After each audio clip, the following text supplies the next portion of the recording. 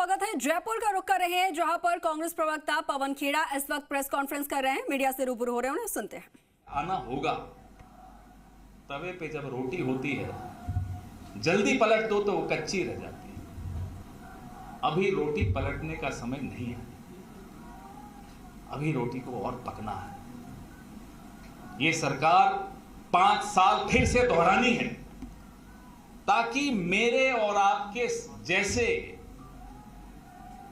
हमारे घर में जो काम करते हैं, जो ठेला चलाते हैं, जो रिक्शा चलाते हैं, जो सब्जी बेचते हैं, उनके बच्चे भी अंग्रेजी माध्यम स्कूल में पढ़ सकें। मैं आज सिर्फ एक गारंटी की बात करूंगा, क्योंकि ये गारंटी मुझे भावुक कर देती है, क्योंकि मैं उस दौर से गुजरा हूं जहां 2 वक्त की रोटी न भी हो तो अंग्रेजी माध्यम स्कूल में पढ़ाया, और उसका नतीजा हम तीनों भाई बहनों को मिला। ऐसे अगली पीढ़ी में निवेश किया जाता है। तो गहलोत सरकार ने अगली पीढ़ी में निवेश किया है, उसके जवाब में आपको इसी पार्टी में फिर से निवेश करना है, ताकि रोटी पूरी पके। और वो लोग जिनको आपत्ति है अंग्रेजी माध्यम स्कूलों से, वो खुलकर सामने आए, बताएं क्या आपत्ति है। आप यहां से बाहर जाकर पूछिए किसी भी दुकान वाले से, किसी भी रेहड़ी वाले से, किसी से पूछिए कि उसके मन में एक मुराद है कि उसका बच्चा अंग्रेजी या उसकी बेटी अंग्रेजी बोल सके, डटकर नए समाज में मुकाबला कर सके। इसमें भी इनको आपत्ति। क्या चाहते हैं कि जो कमजोर है वो कमजोर रहे। और ऐसा नहीं है कि अंग्रेजी पढ़ाएंगे तो राजस्थानी नहीं पढ़ाएंगे या हिंदी नहीं पढ़ाएंगे, तीनों भाषाएं पढ़ेंगे और मजबूत बनेंगे और सशक्त बनेंगे।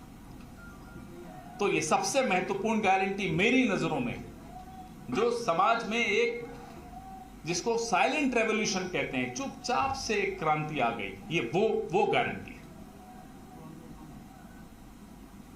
बाहर के नारे अब थोड़े कम हो गए क्योंकि कैमरा सारे अंदर आ गए। इसलिए हम बार बार आपसे आकर गारंटियों की बात करते हैं, इसलिए हम इनका असली चेहरा आपके सामने लाकर एक्सपोज करते हैं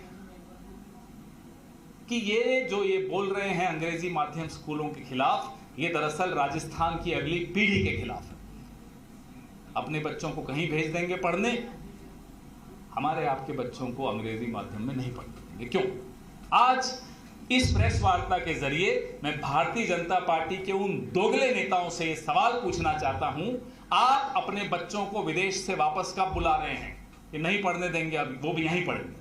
और अगर नहीं बुला रहे, माफी मांगे राजस्थान के लोगों से, राजस्थान के बच्चों से, बच्चियों से, कि वो उनको अंग्रेजी माध्यम में नहीं पढ़ने देना चाहते। आखिर क्यों?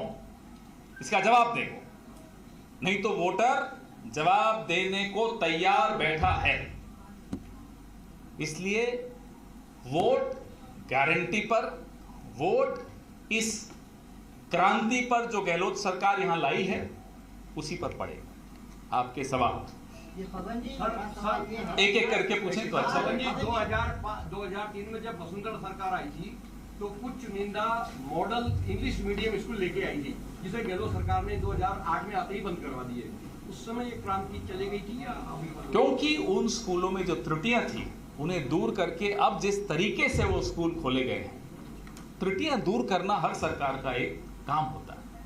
तो जो कमियां हैं, उन कमियों को दूर करके अब जिस तरह से अंग्रेजी मीडियम स्कूल्स ना केवल खुले हैं, उनको जो रिस्पॉन्स मिला है यहाँ के लोगों का, उससे आपको मालूम पड़ता है कि 1-2 मॉडल स्कूल खोलने से अच्छा जिस तरह से इन्होंने पूरे राज्य में खोल दिए हैं।